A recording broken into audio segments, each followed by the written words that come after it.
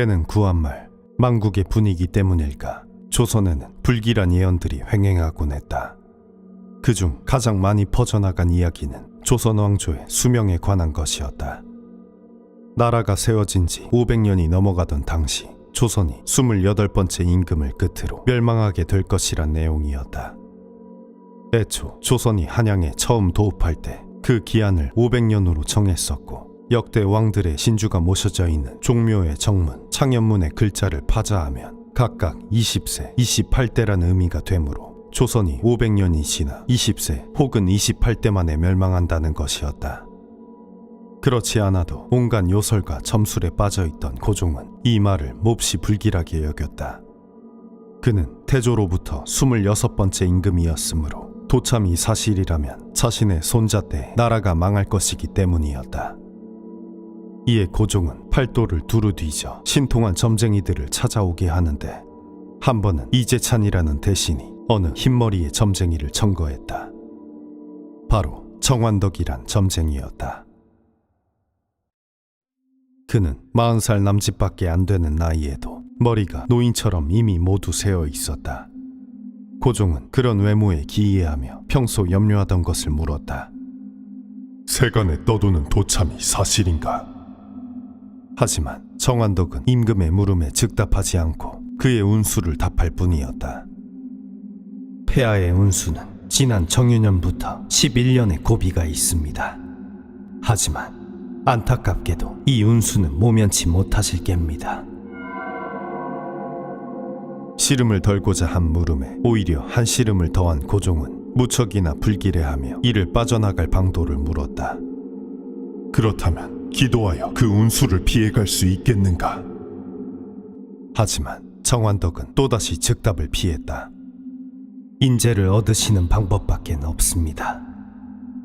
그런 원론적인 해결책이 아닌 운명 자체를 바꿀 만한 점괘를 원했던 고종은 그의 그런 대답이 답답할 뿐이었다. 그렇다면 앞으로 일어날 일에 대한 예언은 없겠느냐? 고종이 다시금 물으니 정환덕은 그제야 셈을 해보더니 답했다. 오는 12월 금음 궁에 화재가 일 것입니다.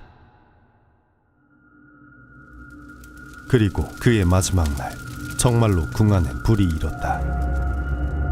이는 정환덕이 예언한 그대로였으니 놀란 고종은 그를 다시 불러 물었다. 내가 화제를 맞춘 것은 확정적인 운수가 있었기 때문인가? 아니면 단순한 우연인가? 내 왕조의 앞날을 알지 못하겠으니 어서 내가 본 것을 말해보거라. 그러자 정환덕은 처음으로 그 물음에 길게 답했다. 신이 계산해보니 4년 뒤 11월 갑자일에 옛것이 모두 뒤엎어질 점괘입니다. 이날에 대비하여 어진 신하를 가까이 하시고 소인들을 멀리 하소서. 그래야만 마침내 난국에서 벗어나 태평의 운수를 맞을 수 있습니다. 그렇지 않는다면 나라의 미래를 장담할 수 없습니다. 하지만 이는 역시나 고종이 원하는 대답이 아니었고, 그는 정환덕의 말을 딱히 귀담아 듣지 않았다. 그리고 4년 뒤 정환덕이 짚은 11월 갑자일에 조선은 정말로 결정적인 위기를 맞이하게 되었다. 을사늑약이었다. 그리고 을사늑약의 중심에는 고종이 가까이 두었던 5명의 신하들이 있었다. 을사오적이었다. 어진 신하를 가까이 하시고 소인들을 멀리 하소서. 그리고 그가 경고했던 11년이 되는 해 고종은 일제에 의해 강제로 퇴위를 당하고 마니 정환덕은 정확한 예언을 했으나 고종이 그의 예언을 점괘라 받아들이지 않은 것이었다. 조선은 그로부터 5년 후 도참에 이른 28대에도 미치지 못한 27대 순종을 끝으로 역사의 뒤안길로 사라지고 말았다. 정환덕은 이후 고종에게 벼슬을 받고 사임하기를 반복하다 일사늑약이 일어난 이듬해 마지막으로 사직하여 더 이상 궁에 발길을 들이지 않았다고 한다.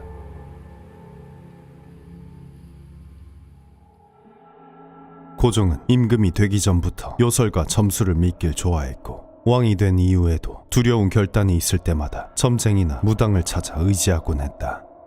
그 같은 성향은 어떠한 사건 이후 더욱 심해지게 되는데 바로 자신의 비 명성황후가 시해당한 을미사변이었다. 한 나라의 왕비가 일본에게 무참히 시해당한 것을 본 고종은 언제 자신도 그리 될지 모른다는 생각에 매일매일을 슬픔과 두려움에 떨었다. 그러던 어느 날 놀라운 이야기가 들어왔다. 전하, 듣기로 충주 땅에 죽은 사람을 보는 재주를 가진 기인이 있다 하옵니다. 이에 솔깃한 고종은 즉시 그를 불러들이도록 했다. 얼마 후 궁에 이른 자는 성강호라는 무당이었다. 고종은 그를 마주하자마자 물었다. 충전이 보고 싶구나. 내 눈엔 충전의 귀신이 보이느냐? 그러자 성강호는 의미심장한 답을 하였다. 이승과 저승은 다르니 항상 그렇지는 않사옵니다.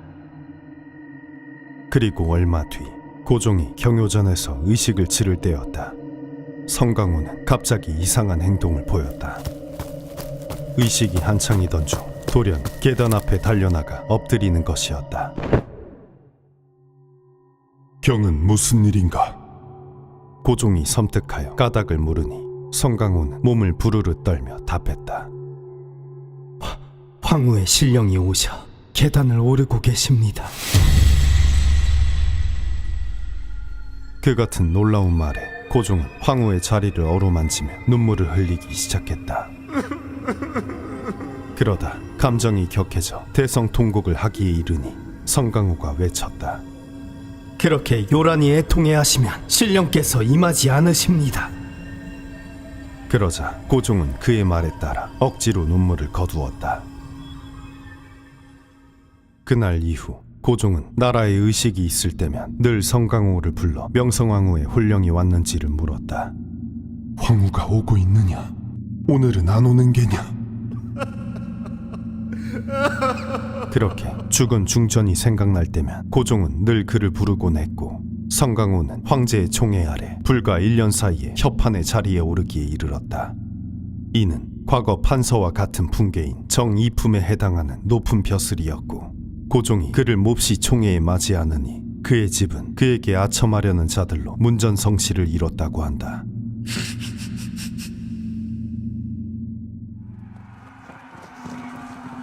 때는 이모굴날 명성황후는 군사들을 피해 멀리 충주로 도둑길에 올랐다. 친척 민흥식의 도움으로 가까스로 목숨을 건지긴 했지만 온 나라는 들불처럼 일어나 그녀를 죽이려 들었고 시아버지 흥선대원군은 그녀의 장례를 미리 치러버려 며느리가 다시 궁에 돌아올 가능성을 차단해버린 상태였다. 이에 명성황후는 두려움과 막막함에 잠을 이루지 못할 지경이었다. 그렇게 절망스러운 하루하루를 보내고 있던 어느 날 그런 명성황후의 상태가 걱정됐던 민흥식은 웬 무녀 하나를 데려와 보였다. 마마, 이자가 근방에 유명한 무녀라 하니 이야기라도 들어보시는 게 어떻습니까? 무당이 아니라 귀신의 힘이라도 의지하고 싶었던 명성황후는 이에 곧바로 무녀를 대면하였다. 스스로 정체를 말하지 않고 가만히 말을 기다리니 무녀는 명성황후의 얼굴을 빤히 쳐다보며 가만히 말했다. 가히 귀인의 관상이십니다. 귀부인께서는 장차 큰 운을 맞을 운명이십니다. 50일이면 한양에 돌아가실 테니 걱정하실 필요 없습니다. 절망에 빠져있던 명성황후에게 그런 무녀의 장담은 달콤한 것이 아닐 수 없었다. 더 상세히 말해보거라. 그러자 무녀는 눈을 치켜뜨며 말을 이었다. 지금 계신 곳인 국망산의 망자는 보름을 의미하고 이 산이 한양을 바라보는 서북쪽은 한여름인 8월을 의미하니 이는 곧 귀부인께서 8월 보름날 한양에 올라가시게 될 거란 뜻입니다. 명성황후는 그런 무녀의 예언에 단숨에 매료되었고 이후 그녀를 불러 만나기를 매일과 같이 하였다. 그리고 얼마 되지 않아 무당의 말대로 정말로 환궁하게 되었으니 고종과 함께 청나라군을 끌어들여 외세로서 자국민을 진압하고 시아버지 대원군이 납치되면서 다시 궁으로 돌아가게 된 것이었다. 무녀의 예언은 엄밀히 보면 틀린 것이나 다름없었다. 그녀가 예언한 날은 8월 보름날인데 반해 실제 명성황후가 황궁한 날은 1일이었기 때문이었다. 하지만 명성황후는 그런 것이 중요하지 않았다. 그녀는 이미 마음 깊이 무녀 박씨를 총애하고 있었다. 명성황후는 무당 박씨를 자신을 지켜주는 수호신령으로 여겼다. 이에 매일같이 그녀를 궁에 불러 점을 보고 구술하게 하였고 그때마다 셀 수 없이 많은 보화를 내려주곤 하였다. 그러다 급기야는 공신이나 왕족에게나 내리는 봉호까지 주기에 이르렀으니 진실로 영험하다란 뜻의 진령군이었다. 박씨는 명성황후의 총애만으로 천민인 무당에서 진령군 대감으로 영전하게 된 것이었다. 그대가 군이 되니 참으로 믿음직하구나. 진령군은 관우신을 모시는 무당이었다. 그 영향으로 명성황후와 고종은 진령군을 위해 창덕궁 바로 옆에 관우의 사당을 세워주는가 하면 갑신정변 때는 신하들의 만류를 뿌리치고 목숨을 걸고선 관우 사당에 들어가 숨는 등 진령군을 따라 관우신을 깊이 믿고 모셨다. 일이 이 지경에 이르니 진령군이 밤에 궁에 들어가 한 말은 다음날 고종의 입을 통해 교지가 되었고 수많은 관직이 진령군의 세치 혀로부터 비롯되니 탐관오리들은 앞다투어 진령군에게 아부하고자 하였다. 심지어 그 중엔 스스로 진령군의 양아들이 되고자 청하는 자가 있을 정도였으니 조선은 명색은 고종이 임금이었으나 그 배후엔 진령군이라는 진짜 권력자가 있었던 것이나 마찬가지였다. 물론 나라에는 깨어있는 선비들도 적지 않았다. 진령군이 득세하자 조정엔 그녀를 탄핵하는 상소가 멈추지 않았다. 하지만 고종은 그때마다 대노하여 그런 상소를 올린 자를 귀양 보내버리는 등 귀를 막고 충언을 멀리하였다. 나중에 도승지가 고종이 노할 것이 두려워 그러한 상소를 숨기기에 이르렀으니 진령군의 세도는 10년이 넘도록 멈출 기미가 보이지 않았다.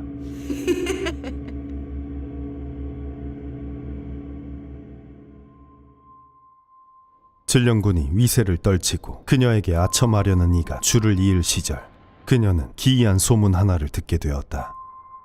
경상도에서 상경한 이 유인이라는 자가 대단한 신통력을 가지고 있다는 이야기였다. 그 자가 귀신을 아울러 부르고 바람과 비를 불러낼 수 있다고 하지. 그런 놀라운 소문에 진령군은 곧바로 그를 불러오도록 했다. 하지만 막상 그를 대면해보니 이 유인은 남루한 행색에 일개 건달일 뿐이었다. 이에 의아한 진령군은 그에게 물었다. 내가 신이한 재주를 가졌다 들었다. 그 신통력을 내 눈앞에서 보일 수 있겠느냐? 그러자 이 유인은 아무렇지 않다는 듯 답했다. 그야 어렵지 않은 일이지요. 하지만 기도를 위해서 며칠간 목욕 재개를 해야 합니다. 또 이곳에서 갑자기 요술을 부리면 뭇사람들이 놀랄까 두려우니 오직 대감과 단둘이 있는 곳에서만 보여드릴 수 있겠습니다. 진령군은 당장은 믿기 어려웠으나 소문의 요술이 사실인지 확인해보고 싶었다. 이에 그의 청을 받아들여 때와 장소를 정한 뒤 그를 돌려보냈다. 며칠 뒤 진령군은 약속한 북악산 깊은 기슭으로 향했다. 그곳엔 이유인이 이미 도착해 그녀를 기다리고 있었다. 어떤 일이 일어나도 대감 곁에는 제가 있으니 두려워하지 마십시오. 이유인은 그렇게 당부한 뒤 문득 머리동이를 휘두르며 허공에 크게 소리쳤다. 동방청제 장군이여, 모습을 드러내라. 그러자 진령군은 깜짝 놀라 자리에 낮아빠지고 말았다. 그녀의 앞에서 높은 나무 뒤로 좋기 열척은 되어 보이는 청남색 귀신이 나타난 것이었다. 이유인은 이에 멈추지 않고 다시 한번 소리쳤다. 남방 적재 장군이여, 모습을 드러내라. 그러자 이번엔 온몸에 빛을 가불한 흉측한 귀신이 모습을 드러냈다. 달빛에 비쳐 그 면상을 보니 귀신은 쩍 벌린 아가리에 시꺼먼 피를 질질 흘리고 있었다. 그런 놀랍고 섬뜩한 광경에 진령군은 두려워 온몸을 떨며 다급히 외쳤다. 더 보고 싶지 않으니 그만 저놈들을 물리거라. 그러자 이유인은 순순히 주문을 외워 귀신들에게 사라지라 명하였고, 귀신들은 주문에 따라 호련히 그 모습을 감추었다. 그 같은 놀라운 징험에 진령군은 이유인의 능력을 믿어 의심치 않게 되었고, 이후 그를 자신의 양아들로 삼는 한편 뇌물 한 번 받지 않고서 명성황후에게 그를 신통한 도사라 청거하기까지 하였다. 하지만 이는 모두 이유인의 계략이었다. 상경하여 별 볼 일 없는 건달로 살아가던 이유인은 어느 날 진령군에 대한 소문을 듣게 되었다. 군란이 끝나고 민비가 데려온 무당이 나라님을 현혹시키고 심지어 봉호까지 받았다지.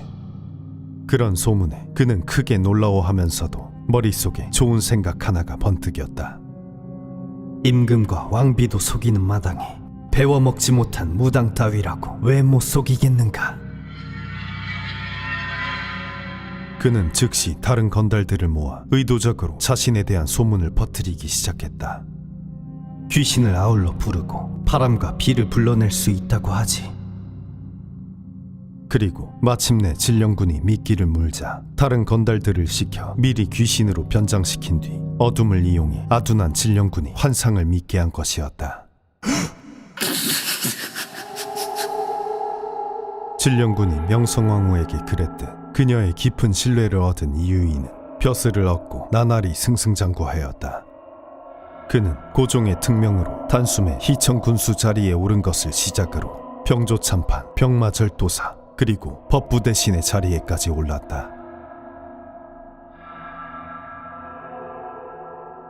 이렇듯 진령군이 득세하고 그녀의 환심을 사려는 이유인 같은 자들이 벌떼처럼 일어나던 위태로운 시대였다. 하지만 권불 10년이라 했던가 지록위마의 전형을 보여주던 진령군도 11년 만에 권자에서 물러나게 된다. 그러나 조선에서 진령군이란 재앙을 가시게 한 것은 슬프게도 더욱더 크고 긴 재앙이었다. 바로 일본이었다. 청일전쟁에서 승리한 일본은 조선의 친일 내각을 수립하였고, 고종과 명성황후가 사실상 포로 신세로 전락하면서 진령군 또한 착복한 재산을 모두 압수당한 뒤 궁에서 쫓겨나게 된다. 명성황후는 진령군이 자신을 지켜줄 수호신령이라 굳게 믿었지만 당연하게도 진령군은 그럴 만한 신통력을 가지고 있지 못했다. 명성황후는 일본이 일으킨 일미사변으로 무참히 살해당하고 만다. 그렇게 진령군의 11년 세도는 막을 내렸지만 조선은 이미 수차례의 환란 끝에 마지막 불빛마저 꺼져가는 중이었고, 명성황후와 진령군을 잃은 고종은 이후 또다시 다른 무당을 찾아 나선다. 그리고 15년 뒤 조선은 멸망하고 만다.